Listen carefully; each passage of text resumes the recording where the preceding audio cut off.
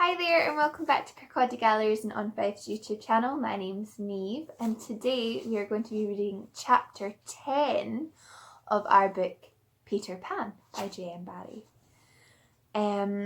So quick catch up. We have just finished, our narrator has told us all about the adventure with the mermaids and the Neverbird. And we're going on to a new part of the story. As Wendy has just put everyone to bed.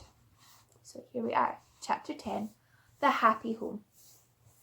One important result of the brush on the lagoon was that it made the Redskins their friends. Peter had saved Tiger Lily from a dreadful fate, and now there was nothing she or her braves would not do for him. All night they sat above, keeping watch over the home under the ground and awaiting the big attack by the pirates, which obviously could not be more longer delayed. Even by day they hung about, smoking the pipe of peace and looking almost as if they wanted titbits to eat.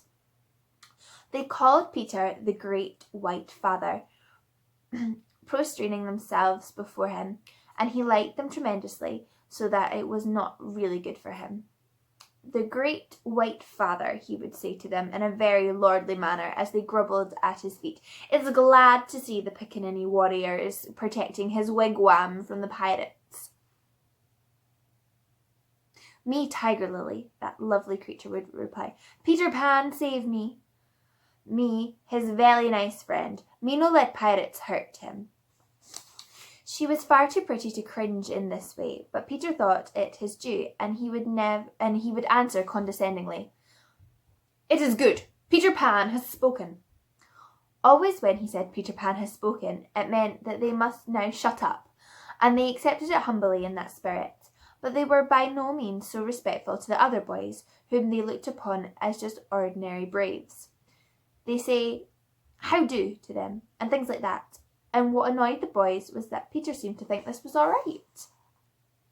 Secretly, Wendy sympathised with them a little, but she was far too loyal a housewife to listen to any complaints against Father. Father knows best, she always said, whatever her private opinion might be. Her private opinion was that the Redskins should not call her squaw. We have now reached the evening that was to be known among them as the Night of Nights, because of its adventures and their upshot. The day, as if quietly gathering its forces, had been almost uneventful, and now the Redskins, in their blankets, were at their posts above, while below the children were having their evening meal, all except Peter, who had gone out to get the time. The way he got the time on this island was to find the crocodile and then stay near him till the clock struck. This meal happened to be a make-believe tea, and they sat round the board guzzling in their greed, and really, what with their chatter and recriminations, the noise, as Wendy said, was positively deafening. To be sure, she did not mind noise, but she simply would not have them grabbing things and then excusing themselves by saying that Tootles had pushed their elbow. There was a fixed rule that they must never hit back at meals, but should refer the matter of dispute to Wendy by raising the right arm politely and saying, I complain of so-and-so. But what usually happened was they forgot to do this, or they did it too much. Silence! Cried Wendy, when for the 20th time she had told them that they were not all to speak at once. Is your calabash empty, Slightly, darling? Not quite empty, Mummy, Slightly said after looking into an imaginary mug. He hasn't even begun to drink his milk, Nibs interposed. This was telling, and Slightly seized his chance. I complain of Nibs, he cried promptly. John, however, had held up his hand first. Well, John? May I sit in Peter's chair as he is not here? Sit in Father's chair, John, Wendy was scandalised. Certainly not. He is not really our father, John answered. He didn't even know how a father does till I showed him. This was grumbling. We complain of John, cried the twins. Tootles held up his hand. He was so much the humblest of them, indeed he was the only humble one, that Wendy was specially gentle with him. I don't suppose, Tootles said deferentially, I could be father. No, Tootles. Once Tootles began, which was not very often. He had a silly way of going on. As I can't be father, he said heavily, I don't suppose, Michael, you would let me be baby. No, I won't, Michael rapped out. He was already in his basket. As I can't be a baby, Tootle said, getting heavier and heavier. Do you think I could be a twin? No, indeed, replied the twins. It's awfully difficult to be a twin. As I can't be anything important, said Tootles, would any of you like to see me do a trick? No, they all replied. Then at last he stopped. I hadn't really any hope, he said. The hateful telling broke out again. Slightly is coughing on the table. The twins are making mummy apples. Callie is taking both tapper rolls and yams. Nibs is speaking with a mouthful. I complain of the twins. I complain of Curly. I complain of Nibs. Oh dear, cried Wendy. I'm sure I sometimes think that children are more trouble than they are worth. She told them to clear away and sat down to her work basket, a heavy load of stockings and every knee with a hole in it as usual. Wendy, remonstrated Michael, I'm too big for a cradle. I must have somebody in a cradle, she said almost tartly, and you are the littlest. A cradle is such a nice homely thing to have about a house. While she sewed, they played round her, such a group of happy faces and dancing limbs lit up by that romantic fire. It had become a very familiar scene, this in the home under the ground, but we are looking on it for the last time. There was a step above, and Wendy, you may be sure, was the first to recognise it. Children, I hear your father's step. He likes you to meet him at the door. Above, the redskins crouched before Peter. Watch well, braves, I have spoken. And then, as so often before, the gay children dragged him from his tree, and so often before, but never again. He had brought nuts for the boys, as well as the correct time for Wendy. Peter, you spoiled him, you know that, Wendy simpered. Aye, old lady, said Peter, hanging up his gun. It was me told him mother's a called old lady, Michael whispered to Curly. I complain of Michael, said Curly instantly. The first twin came to Peter. Father, we want to dance. Dance away, my little man, cried Peter, who was in high good humour. But we want you to dance. Peter was really the best dancer among them, but he pretended to be scandalised. Me? My old bones would rattle. And Mummy too. What? Cried Wendy. The mother of such an armful dance? But on a Saturday night, Curly insinuated.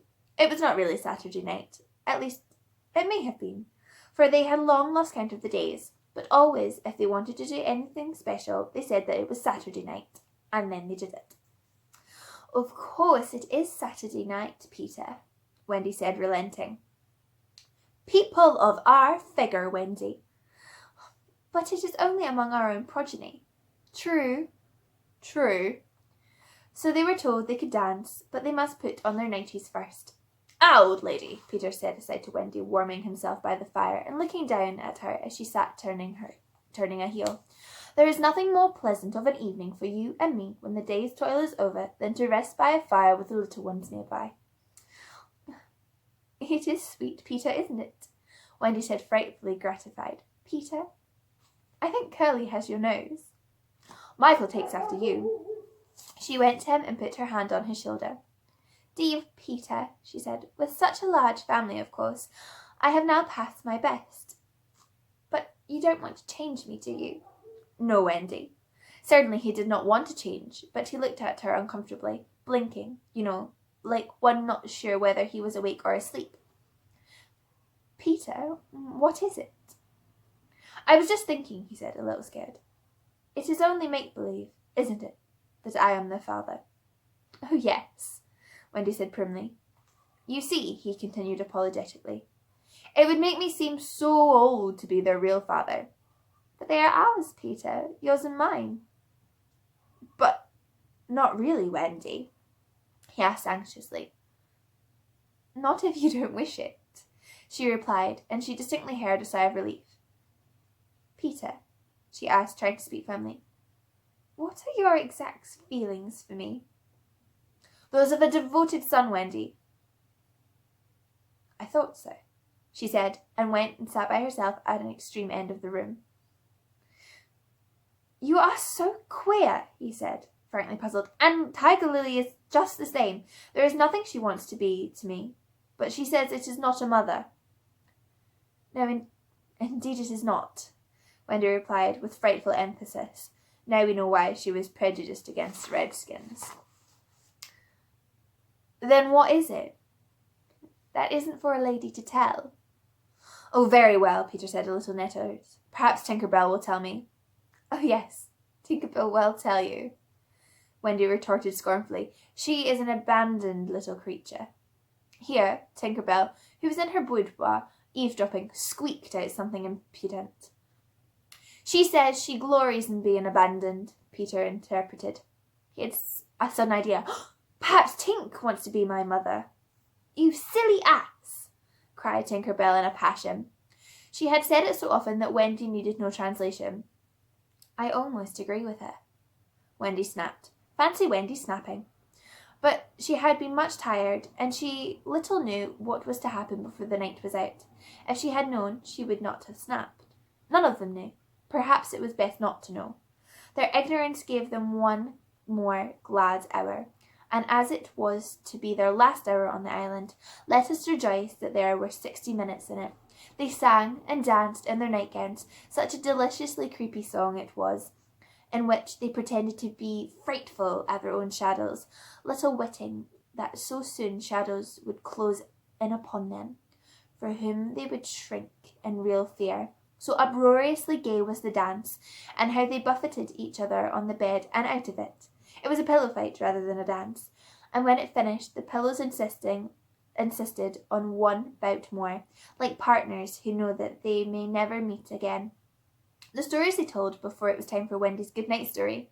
Even Slightly tried to tell a story that night, but the beginning was so fearfully dull that it appalled even himself, and he said gloomily, Yes, it is a dull beginning, I say. Let us pretend that it is the end. And then at last, they all got into bed for Wendy's story, the story they loved best, the story Peter hated. Usually when she began to tell this story, he left the room and put his hands over his ears, and possibly, if he had done either of those things this time, they might all still be on the island. But tonight he remained on his stool, and we shall see what happened. And that is the end of chapter 10. And I will see you all again soon. Thank you.